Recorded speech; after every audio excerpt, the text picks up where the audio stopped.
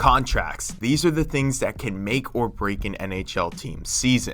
Now today what we're doing is going through every team in the Pacific Division, talking about their worst current contract that affects their present day roster and their future. Now before I get started, I post daily NHL and hockey related content, so if you haven't subscribed to the channel, make sure you do that now, and let's get right into it. Now the first team on my list is the Anaheim Ducks, and the worst contract on this team to me is easily Alex Killorn. Killorn signed a 4-year $25 million deal with the Ducks this offseason. Now don't get me wrong here, I think Killorn is a great player, but the fit with this team is really the problem that I have with this move, not so much the Killorn signing in general. Killorn has 20 points in 36 games played, and as a 34-year-old guy, he doesn't really match with the rebuilding system and roster that Anaheim has been building over the past few years. The Ducks are a bottom 5 team right now, and Killorn is just another guy making too much money on a struggling team. Not the ideal situation for Anaheim. As Killorn reaches the end of his deal, this could become problematic for the Ducks. This next one is just a layup. Jonathan Huberdeau has been a massive disappointment. I mean massive disappointment for the Calgary Flames.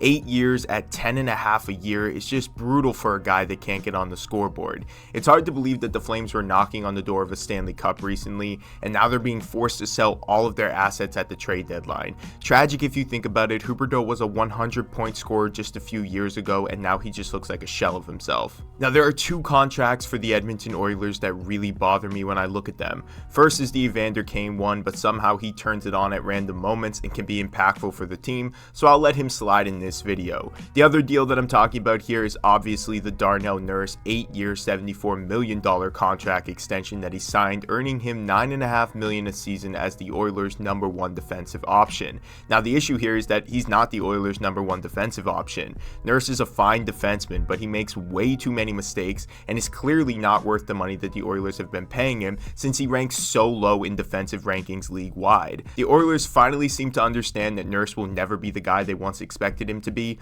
This actually might be the most untradeable contract in the NHL. Now for a minute I was going to talk about the Drew Doughty contract and how it's a bit of an overpay, but given how everything has gone down with the Pierre-Luc Dubois trade, I think I have to rank his as the worst contract for the Kings at the moment. I believe that PLD will turn things around at some point, but hypothetically let's say that he continues to trend downwards and the Kings will now be stuck paying a third-line center $8 million for the next 8 seasons. Pierre-Luc Dubois has not fit in well with the Kings, and with just 26 points in 56 games, signing him to this extension is kind of scary considering the state of their current roster. I believe in PLD and think he'll turn things around, but this isn't exactly what we all were expecting when the Kings made that blockbuster trade this past summer. The San Jose Sharks are fully in their new rebuild, but that doesn't exclude them from having bad contracts on their roster. The one that stands out to me right now is the Marc-Edouard Vlasic deal, where he's currently on an 8-year $56 million contract. With Vlasic, I feel like the location is really the reason why I'm not a fan of this deal. The Sharks are the worst team in the NHL, and this deal isn't really appealing for other teams based on his performance lately in San Jose. I imagine that the Sharks are looking to move on from him before this year's deadline, but right now he's easily the most questionable guy on this roster,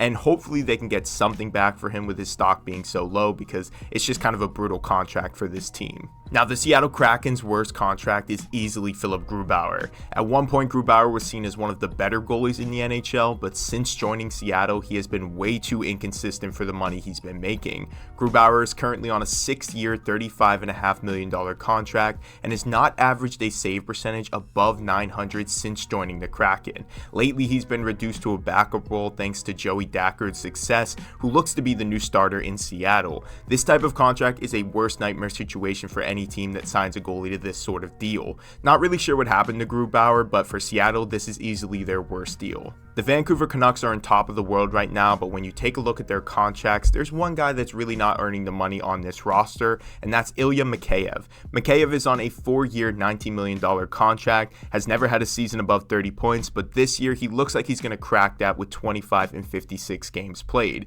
Now this is not the worst contract. It's hidden thanks to a lot of the production from other guys on the roster, but with Pettersson needing a new contract and now Elias Lindholm potentially looking to extend in Vancouver, I'm sure that they would love to move on from this deal in order to have some more money for those guys. I think this is easily the worst contract on the team, and it's really not all that bad, so if this is your worst one, you're in a pretty good situation. I love the current construction of the Vegas Golden Knights roster and could only find one contract that I actually wasn't a fan of, and this player is currently on IR and has been for a while, so it doesn't affect their cap space. Robin Lehner was supposed to take over for the Vegas Golden Knights between the pipes after the Marc-Andre Fleury trade, but after a long strand of injuries, it looks like he's no longer going to be the starter for the Vegas Golden Knights because of how well Hill and Thompson have performed. Lehner signed with Vegas on a 5-year, $25 million contract that ends at the end of next season, but like I said, this doesn't really affect their cap space, so it's not a big deal, and I love the current construction of this Vegas team, so there's not too much to complain about in Vegas, especially with their recent cup win. I think they're on the right track.